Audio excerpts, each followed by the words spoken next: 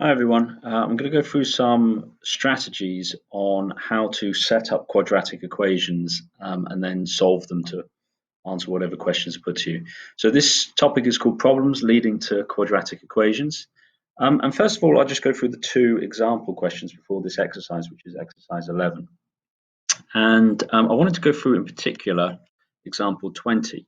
So it says the product of two consecutive even numbers is 120. What are the numbers? Now, they make a good point here that you can do this. You could do this by trial and error or trial and improvement, as they say here.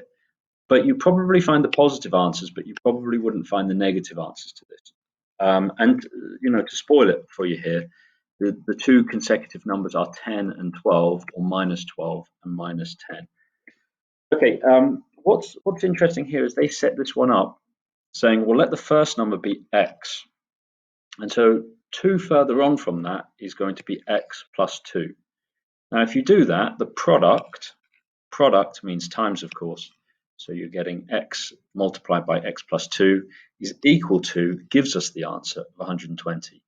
Now, obviously, they explain to us what to do here. Multiply out the brackets, take the 120 to the other side, then factorize this thing here. So what two numbers times together to give minus 120 and add together to give plus 2. It's these two numbers. And then you get the answer x is equal to 10 and minus 12. Now you have to interpret that answer, of course, because x you set up as your first number. So the second number is x plus 2. So to answer the question, what are the numbers? This does not answer the question. You're going to need to say, well, so x was 10, then x plus 2 is 12. So there are the two numbers. Or x is equal to minus 12 and x plus 2 is equal to minus 10. 2 more than that number. So it's one or it's the other. So you've got one set of combinations or you've got the other set of combinations there as well, which you can just write as 10 and 12 and minus 12 and minus 10. Right, the reason why I wanted to talk about this one a little bit though was actually because some people know that if you say n, if you like, or x, but n is more common, n is 1, 2, 3, 4, so your integers, then a lot of people would know that the even numbers are 2n. So you've got 2, 4, 6, 8, and so on. And then if you want odd numbers, you call it 2n plus 1, because that will give you 3, 5, 7, 8. So some of you might have remembered that from before. Just take a second. Some of you might have remembered that from before and said, well, actually, I want to set up my two numbers as 2n, my first even number. My second even number is 2n plus 2, is 2 further on from that. When I times them together, I get 120. Now, this is a different way of doing the question. But if I take out a factor of 2 here and a factor of 2 here and divide essentially by 4, I get n, and n plus 1 is equal to 30.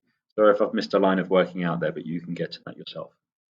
And then n squared plus n is equal to 30. Again, I'm going to skip a step here because it's difficult for me writing. So I'm going to take away the 30. And then we're going to say, let's solve this. So we're going to get plus 6 there. We're going to get n minus 5 there.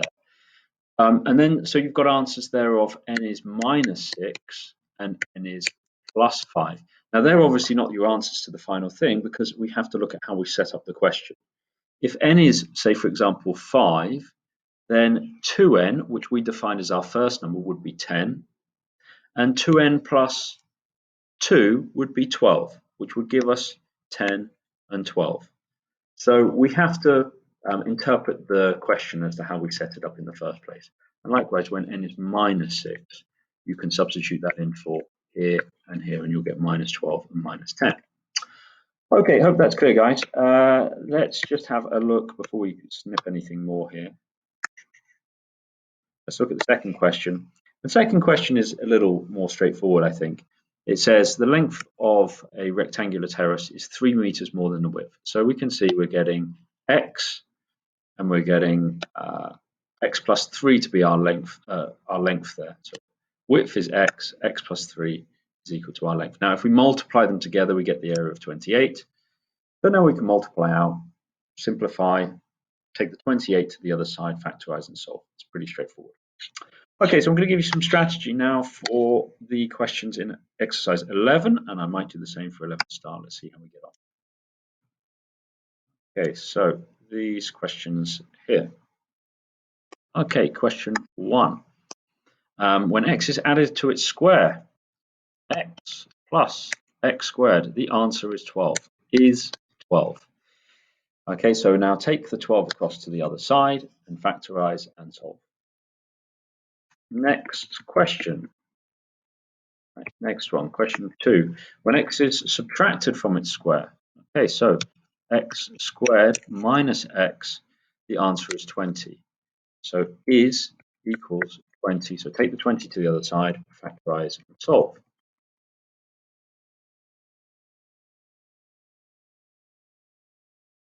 Next question, question 3. Simone thinks of a number. She squares the number and adds twice the original number. Okay, so she squares the original number.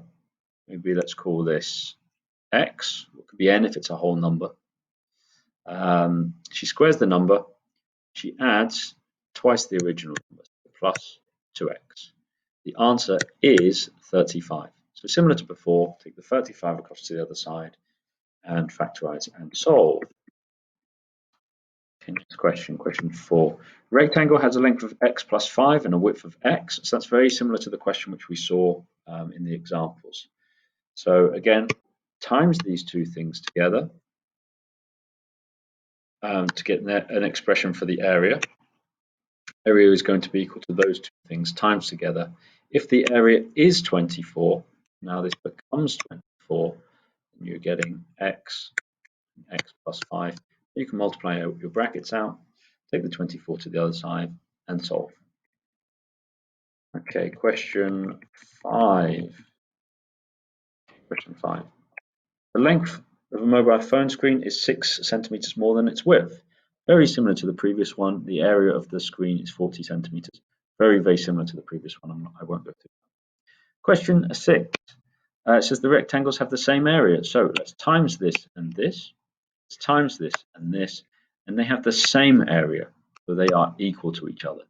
So we're going to do x plus 1 and x plus 3 equals x times 2x plus 2.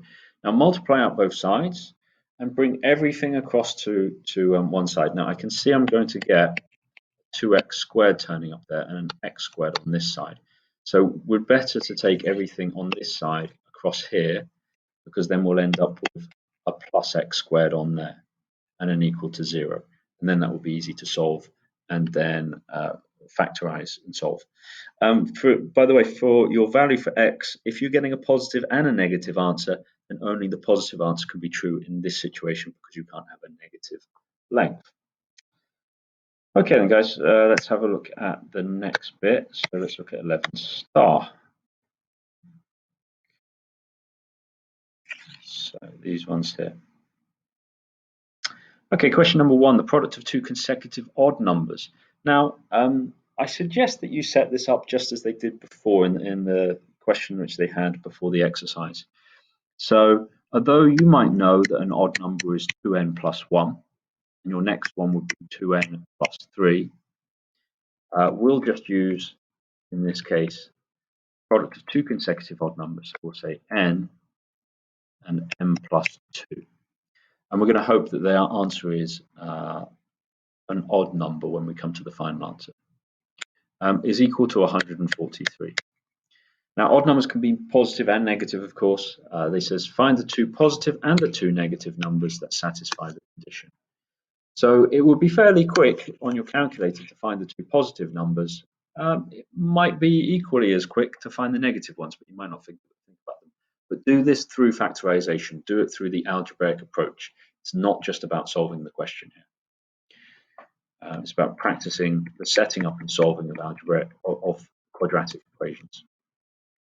Okay, so that's question 1 done. Question 2, the length of a picture is 10 centimeters more than the width. Okay, so x, we've got x plus 10. A little diagram is helpful. The area is 1,200 centimeters squared. Find the dimensions of the picture. Now, once you found x in this case, the dimensions are going to be whatever your answer for x is, maybe it's 20, and then the other dimension is going to be 20 plus 10. So you need to answer the question in the end. What's the width and what's the length? Next question. Ball is thrown vertically upwards so that its height above the ground is modelled by this equation here. At what times is it 10 meters above the ground? So this represents the height after t seconds. So we need to set that height equal to 10.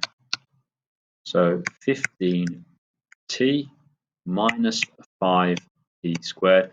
I suggest that you make the coefficient of t squared positive. So take everything across to this side and then divide by 5. It's going to be a much simpler factorization if you divide by 5. Question 4. Question 4. The sum of the squares of two consecutive integers is 145. So sum of the squares of two consecutive integers. Consecutive means next to each other, and they don't say consecutive even or consecutive odd, so it's just the next number. And so there's the first and the second number squared and added together, and it gives us an answer of 145. So multiply this out. Simplify your quadratic equation, quadratic expression. Take the 145 across to this side, and then factorize. It might be that that's a more difficult factorization in this case, where you've got 2x there and you've got x there. I'm not going to go through the more difficult factorizations. There is a method for it, but you can generally figure it out without a method. So I'll leave that one to you to do. Okay, question 5. The sum of the first integers is given by this formula here. How many integers must be taken to add up to 210? So again, similar, we just need to set this thing here equal to 210. Have a half n plus 1 equals 210. I suggest the first thing that you do on this equation is times both sides by 2 to get rid of the half. Okay, so then that's going to cancel with that, and you'll get 420 on this side. Okay, right, and question 6. Question 6. The sides of two cubes differ by 2 centimeters. The sides of two cubes differ by 2 centimeters. So there's one of the cubes. It has a side length of x, and the other one will have a side length of x plus 2. Okay, and their volumes differ by 152 centimeters cubed. Okay, so we've got x cubed is the volume of 1. Oh, hang on. I find the length of the side of the smaller cube. I'm going to do the x plus 2 cubed, subtract the x cubed. So I'm going to do the bigger one, take away the smaller one. That should give us 152 centimeters cubed. Now, hopefully the x cubed will disappear there and leave us with a quadratic and not a cubic equation. But again, you need to multiply this out, which will be interesting. So that's 3 brackets. So that's going to be x plus 2 times by x plus 2. You can do that first, and then you'll need to times that by x plus 2 again.